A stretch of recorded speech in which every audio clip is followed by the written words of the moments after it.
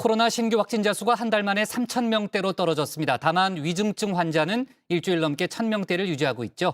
정부가 이번 주 금요일 거리두기 연장 여부를 발표하는데 전문가들은 최소 2주는 더 필요하다는 입장입니다. 그리고 여야가 오늘 다시 대장동 특검 협상에 나섰지만 합의는 없었습니다. 양당 후보들은 TV 토론을 놓고서도 공방을 벌였는데 자세한 소식은 신체커가 정리해봤습니다. 네, 다정회의 문을 여는 코너죠. 뉴스픽5 시작해 보겠습니다. 자, 오늘 준비한 픽은요. 한 달 만에 3,000명대, 입씨름, 그리고 대선 후 쭉쭉과 사이코패스, 사회자 김정은으로 꼽았습니다. 자, 먼저 코로나 소식입니다. 코로나와 함께하는 두 번째 겨울입니다. 바이러스는 추위에 강하다라는 말을 증명하듯이 이번 달 중순 신규 확진자가 8,000명에 육박하는 수준까지 치솟았습니다.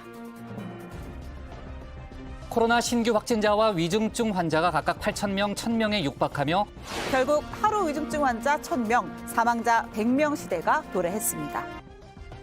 자, 결국 야심차게 시작한 단계적 일상 회복도 한 달 반 만에 후퇴를 해야 했습니다. 위중증 환자의 증가를 억제하지 못했고 병상 확보 등의 준비가 충분하지 못했습니다. 국민들께 송구스럽습니다. 대통령께서 준비가 부족했다. 그리고 그거에 대해서 죄송하다라고 사과의 말씀을 드렸지 않습니까? 예. 다시 일상 회복으로 돌아갔을 때 이런 일이 일어나지 않도록 병상과 인력 등 이 준비를 철저하게 하자면 안 된다.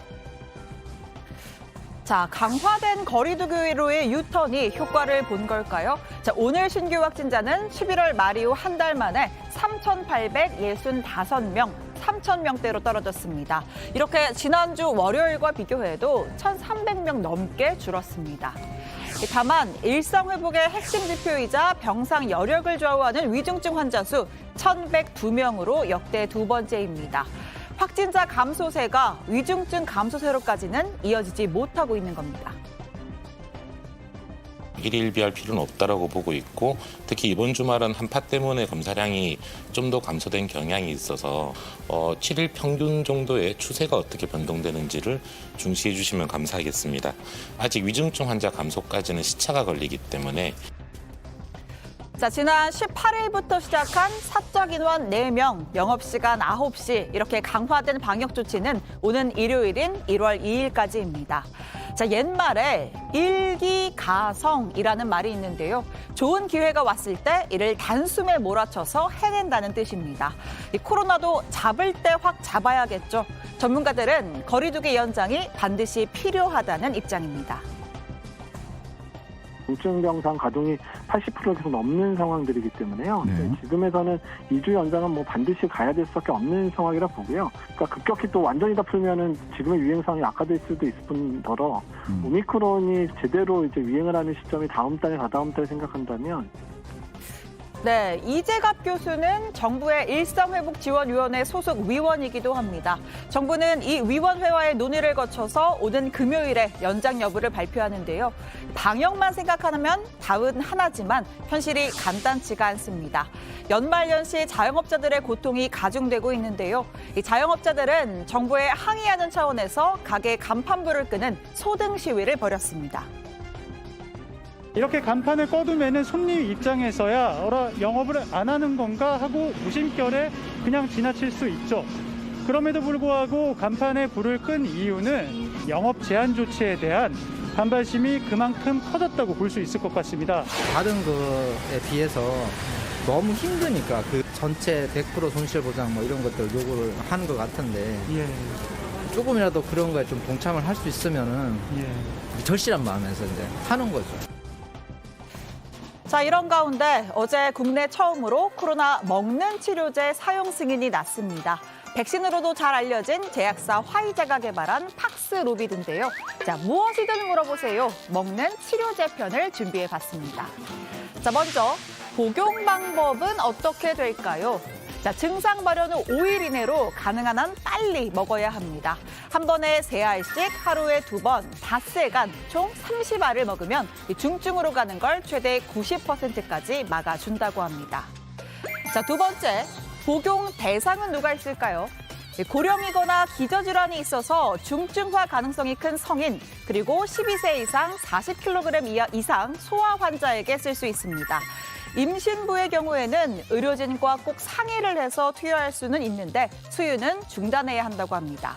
그리고 부정맥이나 고지혈증, 통풍, 협심증 환자는 반드시 기존의 약 복용을 중단하고 먹어야 합니다. 자, 세 번째, 부작용은 어떻게 될까요? 자, 가장 우려되는 대목이기도 합니다. 이건 전문가의 설명을 들어보겠습니다. 부작용에는 설사, 오심, 미각 이상과 같은 부작용이 있었습니다.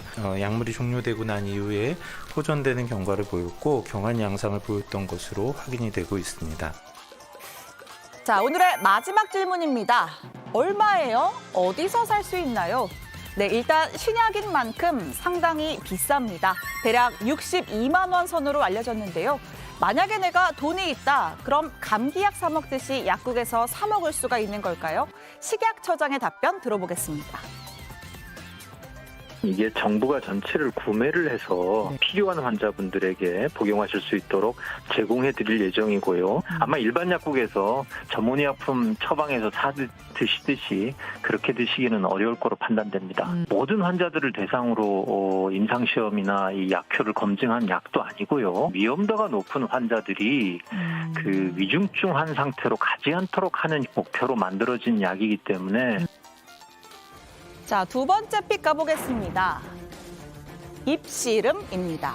자, 진짜 삿바는 잡지 않고 입으로만 하는 씨름, 입씨름이죠. 여야의 대장동 특검 공방이 딱 이 모양새입니다.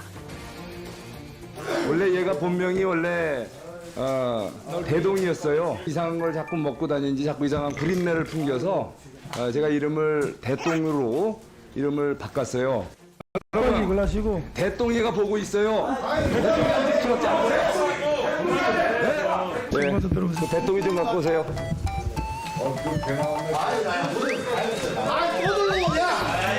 제가 대동이를 가져온 사연을 이거 어떻게 국민들이 보는 앞에서 우리 저 동료 의원의 그 반려동물을 뺏어갑니까? 국감 중에 다니면서 고생하고 납치될 뻔했던 대똥이를 데리고 왔습니다. 대똥이가 자꾸 나와야 될 만한 이런 상황이 너무 안타깝고. 네, 국민의힘 송석준 의원이 반려동물이라고 주장하는 대똥이가 오늘 또다시 국회를 찾았습니다. 여야 원내대표는 어제 오늘 대장동 특검 협상을 이어갔습니다. 바로 가신 거예요? 그나마 다행일 거라고요. 걱정되셔서 미안합니다. 그 없는 새 싹 다 처리해놓으면 되는데 처리가 하나도 안 됐더라고요. 우리 저 추수성이 철풍만큼 대표님 오실 때까지 아무것도 안 된다. 편안히 가는 얘기 하면 또 그러니까. 자, 이렇게 분위기는 나름 훈훈했는데 접점은 단 하나도 찾질 못했습니다. 민주당은 기존의 특검 법안을 바탕으로 한 상설 특검을, 국민의힘은 별도의 법 제정을 통한 별도 특검을 주장하고 있는데요. 기존 법에 따라 할 경우 주축위원 7명 중 과반인 4명이 친여 성향으로 임명될 수밖에 없기 때문이란 주장입니다. 저희가 요구하는 조건 없이, 성역 없이, 지체 없이 중립적인 상설 특검을 도입하면 산무 특검에 이 즉각 동의할 것을 요구합니다. 이거는 가짜 특검입니다. 민주당과 이재명 후보가 꼭두각시로 앉혀놓고 몸통 은폐를 하겠다는 꼼수에 불과합니다. 자신의 범죄에 대해서 수사하는 특별검사를 자신이 지정하는 경우가 세상에 어디 있습니까? 자, 국민의힘 윤석열 후보는 아예 현장으로 갔습니다. 어제 대장동을 찾아 특검 수사를 촉구했습니다. 정권 교체에 실패하면 대한민국 국토 전체가 대장동 게이트로 뒤덮인다면서 진실규명의 해법은 오직 특검뿐이라고 주장했습니다. 지난 한 달간 두 분이나 극단적 선택을 하셨습니다. 열흘이나 해외 일정을 함께 다녀와 놓고 누군지 모른다는 이재명 후보, 그 새빨간 거짓말을 도대체 누가 믿겠습니까? 반드시 감춰야 하는 게 있기 때문에 도망치는 것입니다. 절대 좌시할 수 없는 대국민 사기입니다. 자, 이어서 윤석열 후보, 이재명 후보가 제안한 토론, 특검 수용하면 할 수 있다 이렇게 역제안을 했습니다. 그러자 민주당은 대선 토론을 흥정하는 후보는 처음 본다면서 역공에 나섰죠. 초등학교 반장 선거도 토론 없이 하는 선거가 요즘은 없습니다. 지금까지 저도 정치에 오면서 후보 간 토론을 흥정의 대상으로 삼는 후보는 보다 처음 봅니다. 자, 이재명 후보는 토론을 거부하는 것은 민주주의를 하지 않겠다는 선언이나 다름없다면서 몰아붙였습니다. 두 후보가 한자리에 앉아 토론을 할 경우 본인에게 더 승산이 있다는 자신감도 깔려 있는데요. 정치 신인인 윤석열 후보, 토론 경험이라곤 지난 국민의힘 후보 경선 토론회가 거의 전부입니다. 대장동 사건이 그래 악취가 처음부터 났었는데 총장 계실 때 그 전혀 몰랐습니까? 전혀 몰랐습니다. 몰랐습니까? 네. 그 몰랐으면 무능한 거죠. 글쎄 무능해서 죄송합니다. 아니 죄송. 자, 오늘 국민의힘 권성동 사무총장은 윤 후보는 토론을 회피하지 않는다. 얕잡아봤다간 후회할 것이다 라고 말했습니다. 당 경선 과정에서 무려 16번의 토론으로 검증이 됐고 국민과 당원의 선택을 받은 후보라는 주장입니다. 토론을 겁내거나 꺼릴 이유가 없습니다. 오히려 범죄 의혹을 받고 있고 비리 모퉁으로 지목받고 있는 이재명 후보가 두려워해야 할 것입니다. 그리고 토론회가 시작되면 이재명 후보의 비리 실체를 우리 윤석열 후보가 낱낱이 파헤치고 국민들이 이에 대해서 정확하게 인식을 할 것이라고 생각합니다. 네, 토론 이야기 들어가서 더 해보겠습니다. 오늘의 세 번째 픽은 대선 후 쭉쭉입니다. 정부가 서민 물가 안정을 위해서 동결시켰던 전기와 가스 요금을 내년 4월, 그러니까 차기 대선 이후에 일제히 올리기로 했습니다. 전기료는 4월과 10월에 걸쳐 10.6%를, 가스 요금은 5, 7, 10월에 세 번에 나눠서 16%가량 인상하는데요. 자, 이를 두고 국민의힘 윤석열 후보는 문재인 정부의 관건 선거 계획이 드러났다고 했습니다. 문 대통령이 이재명 후보의 선대위원장을 자처하고 있다면서 대선 전에 정권 교체 여론이 커질까 두려워 시간을 벌어보자는 속셈이라고 주장했습니다. 한편 당정은 쌀값의 추가 하락을 막기 위해서 쌀 20만 통 시장 격리 조치를 시행하기로 했는데요. 이재명 후보의 농민 표심 호소를 뒷받침하는 행보로 풀이됩니다. 자, 오늘의 네 번째 픽은 사이코패스입니다. 자, 생후 20개월 된 의붓딸을 성폭행하고 잔혹하게 학대 살해한 20대 남성 양모 씨. 1심에서 징역 30년이 선고됐는데요. 판결문에 따르면 양 씨는 반사회적 성격장애, 즉 사이코패스 판정을 받은 것으로 알려졌습니다.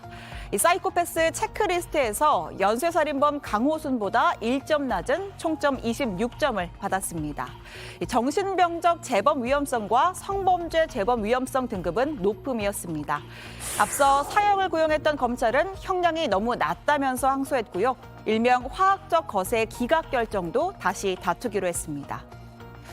자, 오늘의 마지막 픽은 사회자 김정은입니다.